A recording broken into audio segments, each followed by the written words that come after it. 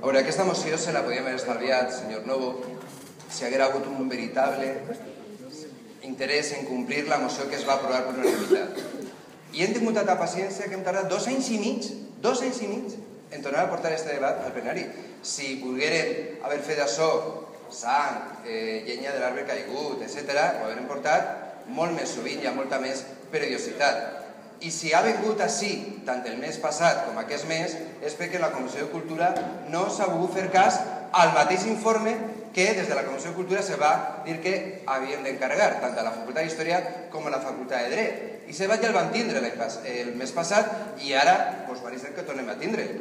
I com resulta que aquí hi havia un informe de l'assessoria jurídica municipal que deia que calia constatar que realment totes les persones que estaven en aquest informe havien participat en el cop d'estat, mira, hem portat a Francisco Franco, que m'imagine que no cal excessius informes per demostrar que va tindre algun tipus de participació en el cop d'estat i que això va derivar en que fora el dictador durant 40 anys. I per això portem aquesta proposta. No la portem ni per debatre les xarxes socials ni per debatre els tuits, perquè és un tema molt dolorós i molt complicat en aquest país, que per cert no caduca mai.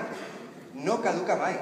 Podem passar tots els anys que vulguin que no caducaran. I de fet, com són crims, a més de lesa humanitat, en la resta d'Europa se continuen perseguint els que van col·laborar en els règims de Hitler i Mussolini. I per això, any rere any, es fan homenatges en els camps de concentració.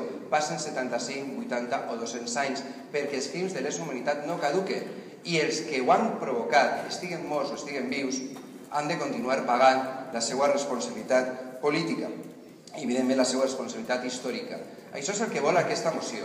Una moció que, torno a repetir, es vegem obligats per part de l'equip de govern a portar a aquest plenari perquè no s'ha volgut fer cas als informes que se'ls va obligar a redactar. Informes que en cap moment, quan des del Partit Popular se va proposar la moció, que al final aprovaran tots per unanimitat en setembre del 2012, se'ns va dir que havíem de fer. Això va ser una qüestió que es traguérem els dos de la xistera un mes després. Varen fer cas, presentarem els informes i pareix que ni siquiera, en el cas del senyor Franco, va.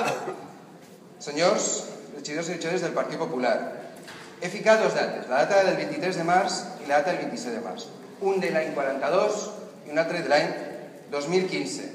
Si vostès no hi ha cap tipus de vinculació del Partit Popular amb Francisco Franco i amb el cop d'estat, voten a favor d'aquesta moció per unanimitat, sense cap problema, perquè és una qüestió de dignitat democràtica, de complir la llei i, a més de complir el que va aprovar aquest hemicicle en sessió plenària i per unanimitat. I no diga, senyor Novo, coses que nosaltres no hem dit. En cap moment intentem fer demagògia d'aquest cas. Torno a repetir, és un tema molt dolorós. Ja acaba, senyor Vera. Molt dolorós, perquè inclús alguns i algunes tenim familiars que encara no sabem on estem. I no pararem fins que això sigui així. I vull acabar amb una reflexió d'un dels jutges argentins que va investigar les desaparicions en Argentina. Passen els temps que passen, els criminals en Argentina seran criminals i les víctimes seran víctimes. Gràcies.